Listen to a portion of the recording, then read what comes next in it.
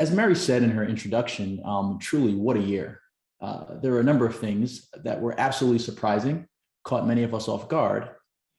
But at the same time, really the challenge that the healthcare industry has stood up and took on has really been amazing to see. There's obviously been the frontline workers spending day and day time with patient care and driving patient safety, as well as the multitude of administrative support that has been helping them along the way. At the same time, we've seen innovation occur at really an awe-inspiring pace, where teams sprung into action to make new methods of care, new infrastructure, and new technologies available to really help patients at their biggest times of need. I'm Lyndon Brown, and I've been working with healthcare customers to secure their infrastructure for over a decade. And along the way, I've seen many trends and many occurrences. The big trend we're seeing right now is the adoption of IoT and the specific implications that has on the ability of organizations to care for and keep their patients safe. As it relates to digitization, healthcare is not alone. We've all seen the way our lives have been transformed by the increase of sensors, infrastructure, and other communication devices spread across the internet. Let's dive into the presentation. Next slide, please. So as we think about what has transformed within healthcare IT and security managers are not blind to this fact. They're finding out, sometimes the hard way, that the risk posed by these assets and devices are constantly either opening new avenues for attackers to gain access or creating issues when it comes to maintaining compliance and adhering to the various mandates such as HIPAA and others. We've all seen the headlines, even outside of healthcare, where we've seen ransomware really take on a dramatic impact in our daily lives in the last 12 months. We've seen examples of oil and gas, the Colonial Pipeline, large-scale suppliers, as well as other critical infrastructure be impacted by the growing impact and cost of cybercrime. In fact, the cybercrime industry today, if it was a country, it'd be somewhere among the top 6 countries in the world. So there are motivated attackers out there who are looking for 2 kinds of targets: strategic targets that can give them access to patient records, patient accounts, and other information. But they're also out there taking advantage of targets of opportunity, organizations that are simply creating or exposing areas of their network that attackers can gain access to. So moving on.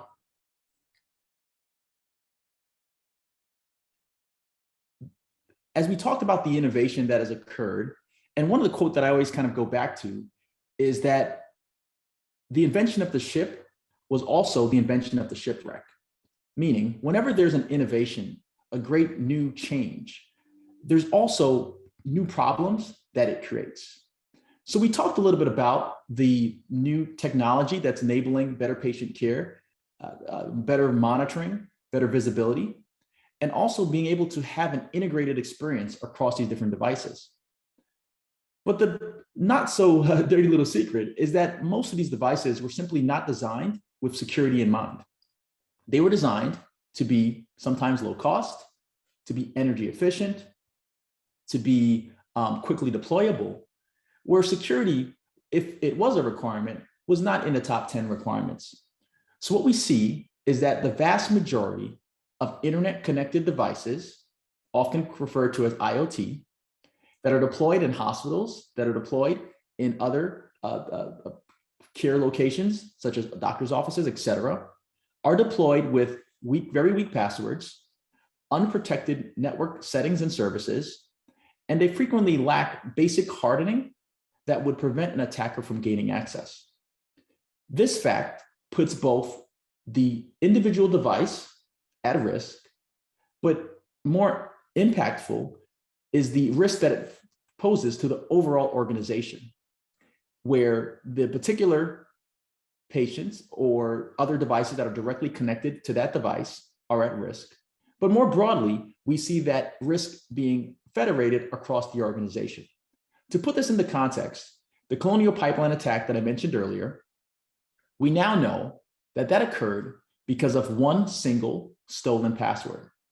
One single stolen password was enough to shut down oil and gas availability across the Eastern Seaboard. Now let's imagine the average hospital with hundreds, if not thousands, of internet-connected devices, which are frequently running weak passwords and have poor security settings. It's an understatement to say that there is a large risk. Moving on, there are really some basic questions that we find it's important for organizations to have a handle on. Now, I'm going to use a number of acronyms here, and I'm going to do my best to always break them down. But one of the key things, even if you're not in the seat of being responsible for security, which many of you are not, or in the seat of being responsible for IT, is really zooming out and asking some basic questions that we all can ask. So does your organization really know and understand where IoT exists within your walls or in your partner or connected infrastructure? Who specifically is responsible for owning the security of those IoT devices? And this is something that we see a lot of discussion around, where there hasn't been an explicit conversation around who really is responsible for owning these devices and the security of these devices, more importantly. And how is the risk and the shared risk across the traditional computing devices, IT, and the IoT environments really being managed and being protected? And finally, who is responsible for driving the detection, which is the ability to uncover threats in the environment, and the response, which is the ability to actually take action to contain, potentially quarantine, or manage the threat once it is detected, and whether that's done internally or via a partner. As I mentioned, the space is increasingly complicated, not only on the IoT side, but when it comes to exploring options for protecting the infrastructure. So diving a little bit deeper and moving on, we could talk a little bit about the different options that most organizations consider when it comes to both either securing their IT environment or the IoT environment, or both. So for many years, many healthcare organizations turned to a technology called SIEM, Security Incident and Event Management. Effectively, a large repository capable and responsible for storing logs from different devices. So let's imagine you have a heart rate monitor, or you have an MRI machine, and you're sending logs to a repository to meet some HIPAA requirements for retention, but to also be able to eventually maybe look and audit those particular logs. Now, the challenge as these devices increase in terms of number, but also in terms of log output, who's responsible for actually, and who has the time and ability to actually look through those logs to sift through and understand if a threat exists? What we know today is that many threats that actually go and make a large headline, there was actually a log entry or an event somewhere that would have told someone that something was happening. But unfortunately, that signal is frequently hidden in a sea full of noise consisting of tens of thousands of alerts, many of which are false positives. So the challenge for the defender becomes, how do I really extract the signal that I'm looking for, evidence that there is an attacker in the environment or an attacker trying to gain access to the environment, without flooding my team with a lot of noise and wasting a lot of time? The second strategy many organizations have turned to in the context of securing and responding to threats are managed security service providers. Now, these providers have been around for over a decade and typically are in the business of managing security devices. Now, what they lack is the ability to actually do advanced detection, leveraging novel threat intelligence, leveraging advanced techniques, and or do the response when something is detected. So frequently, that means even though a managed security service provider may see an alert of interest because they're providing 24/7 monitoring, they frequently do not have the ability to actually take action or help the client mitigate and remove the threat before it become a bigger issue. In fact, we've seen a lot of MSSPs become targets where attackers are leveraging access to an MSSP to gain access to their customer base, meaning hospitals and other organizations. So to date, both of these options, SIEMs, log management, and managed security service providers have really failed to help healthcare organizations really step up to the main challenge that we see today, which are advanced threats using novel techniques to gain access to environments and spread ransomware and other threats in the environment. So as a result, a new category has emerged called managed detection and response. This category is explicitly focused on leveraging advanced detection capabilities and integrated response capabilities to be able to not only uncover threats, but to actually be able to also take action when they occur. And this is what we'll dive a little more into today and discuss really why many organizations within healthcare and adjacencies are navigating towards managed detection and response and some of the outcomes that they're achieving to secure both the IT and OT environments. Moving on, and I'm very interested in hearing from the audience at this point. Well, when we talk to our the larger population of hospitals, and I'm familiar with the roughly 400 healthcare organizations that are part of this organization. But more broadly, when we engage with some of your sister organizations in different states and across the country, a number of key pain points emerge when we talk to them about the challenge of really protecting both IoT and OT environments. The number one thing we hear about, and I liken security to healthcare in the fact that it's really a talent and expertise driven business, right? Technology can do some things. It can make things a little bit faster. It can make things a little bit more scalable and operational, but you still need the experts to be able to provide and ultimately make many decisions that are tough and are simply beyond the scope of what a machine can do. So similarly, the shortage of cybersecurity talent is one of the biggest challenges that these organizations face when we chat with them and talk to them about advancing and maturing their security programs. Even if they are able to attract the security talent, they're finding that it's hard to retain them, where by the time they train them, they're getting competitive offers to go work somewhere else. The security technology itself, there are over 2,000 security vendors that are really representative of the larger security population. And these technologies each require special certifications, special abilities to actually be able to maintain them and keep them configured correctly. So as a result, many tools are deployed and not effectively managed, and organizations are not getting the full return on investment that they were promised when they bought the technology. We talked a little bit about the alert fatigue that organizations are facing.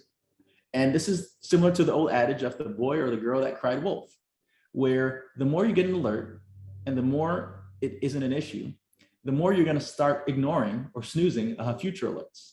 And this is absolutely a problem in security, where a couple bad alerts produces the behavior and incentivizes an organization to ignore all future alerts. And as we know from many of the headlines and many of the major news stories within cybersecurity, that can often be a very unfortunate error. As discussed, we are in a realm where both technology and expertise are required to solve the issue. And what technology can afford is giving better visibility, helping automate processes, and enabling automation on the response side as well to help organizations advance and overcome some of these pain points. Because as we see today, organizations simply have a number of key challenges that are causing them to have a hard time really maturing their cybersecurity program across both IT and OT environments. So now we're going to dive into the interactive portion of the segment here. And I would love to hear from all the attendees. As we talked through some of these main challenges, very interesting in hearing which ones resonate with you, and which ones are consistent with what is perhaps a barrier to really advancing and maturing your IT and OT environment. So the poll question specifically is, what is your top pain point as it relates to protecting IT and OT devices? And you should be seeing that poll pop up, and we'll walk through those responses as they start trickling in.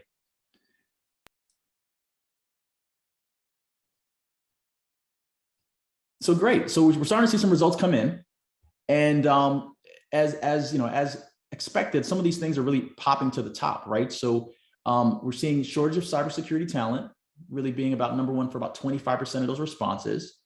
We're seeing the difficulty managing multiple security tools and really investigating all the alerts that are associated with them emerging as the 34% now. And then we also see lack of visibility across the enterprise as another major takeaway. So we'll give it a few more seconds to really see what emerges at the top as more responses come in, but definitely consistent with what we're seeing, more broadly across other states in terms of being able to secure and maintain these devices. Now, some of the risks specifically with that these challenges create are, we talk about patient safety specifically, and that's definitely obviously a challenge and a risk that your organizations can't take on. We also see the risk of errors and omissions, where a potential modification, if a hacker was able to go into a system and modify patient records and swap patient records, et cetera, imagine the impact on patient care, patient safety, and also the ability of the healthcare environment and organization to maintain trust and to maintain confidence. Additionally, there's the compliance aspect, where data theft and the access of patient information can yield really hefty fines as it relates to patient care. So as it relates across these number of dimensions, as we saw in the poll, to execute and advance the security program, it takes a number of different dimensions. It takes people. Current analysis is that if you wanted to staff a security operations center and do it 24/7 every day of the year, it would take you about 12 to 15 people. 12 to 15 people dedicated to manage those shifts, account for time off, account for holidays and PTO, and to really do that. And most organizations, many represented on this call, simply couldn't go out and find 15 people and keep them employed and busy in this area. So that human intelligence then and access to security analysts are a gap. And that's something, a component of a leading MDR provider, is the ability to provide that at least elite expertise and make it available to organizations like yours without requiring you to have to go out and find these people on your own. The next is the process. And as we know, process is key to drive quality, to drive consistency, et cetera. And going at it alone, looking for ways to figure out or derive the process is simply too long. So MDR is designed to bring that security process to the table, combine the people with the process maturity, so that as soon as the light switch is flicked on, the organization who's consuming the managed detection and response service is given the processes that have been proven and should be customizable to the organization to really drive the specific outcomes. And then comes the technology. We've covered the people, we've covered the process, now the technology.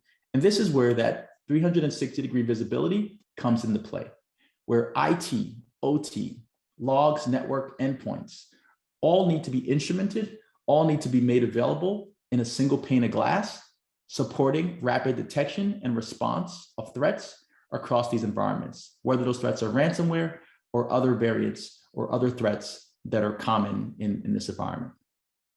So the next question is, this is what MDR does.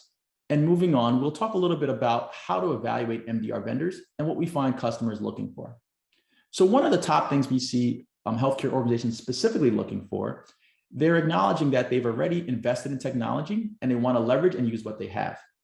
They also recognize that certain things like cloud and other technology advancements are eventualities, and they need to be able to support that.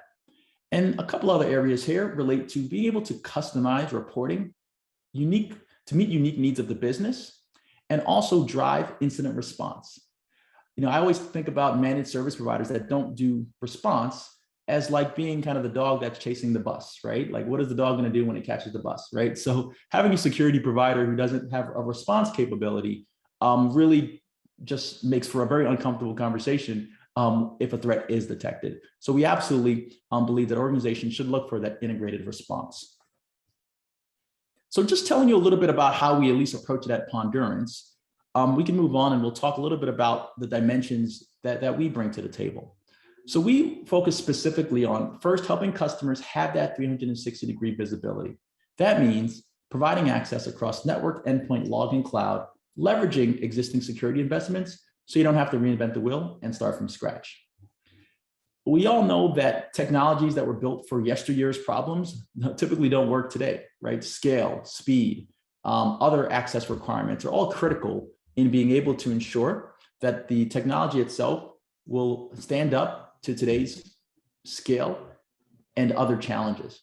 And then the final piece is that elite expertise.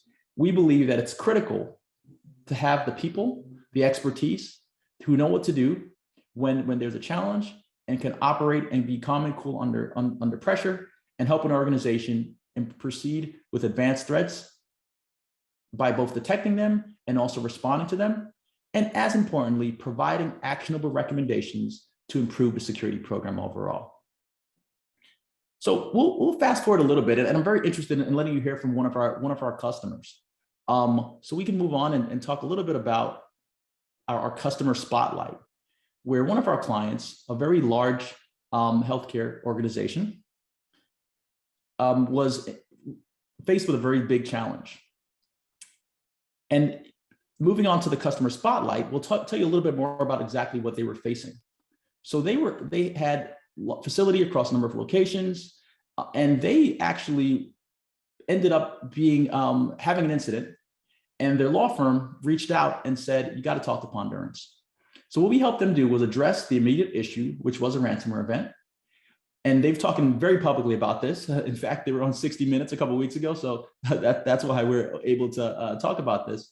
But Steve is an absolute believer and wants to really be out there helping organizations be more proactive about responding and detecting the threats and being positioned to address those issues. So moving on, I'll let Steve talk for himself, actually. He was kind enough to prepare a video for this talk. So I'll let him speak a little bit more about his experience with it.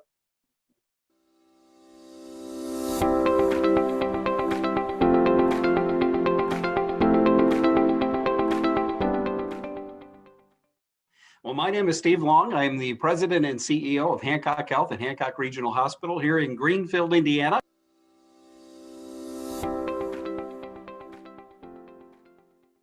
3 years ago, and it is almost to the day, 3 years ago, I had never heard of Pondurance.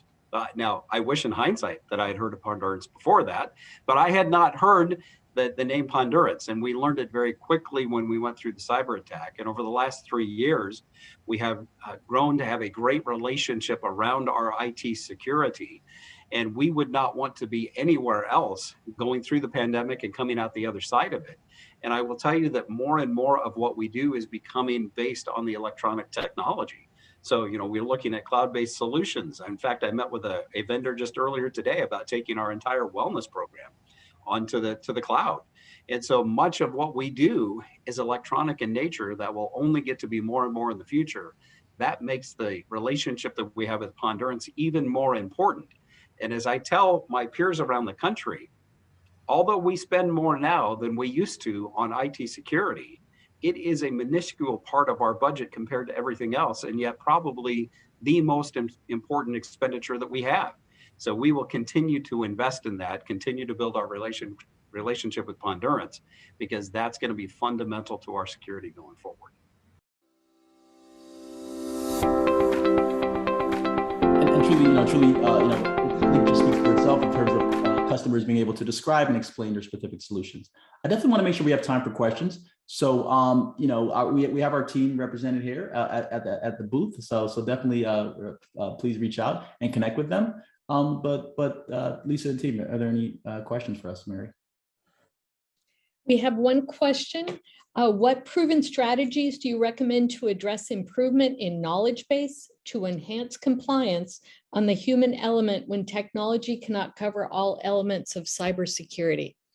Yeah, that's a great question, Mary. And I think whoever asked that question is thinking about the solution the right way, right? I mean, many of us have been in a position where technology is purchased and bought, and then 6 months after, 9 months after, technology is just sitting there and not being used effectively. So we do definitely believe it starts with the people.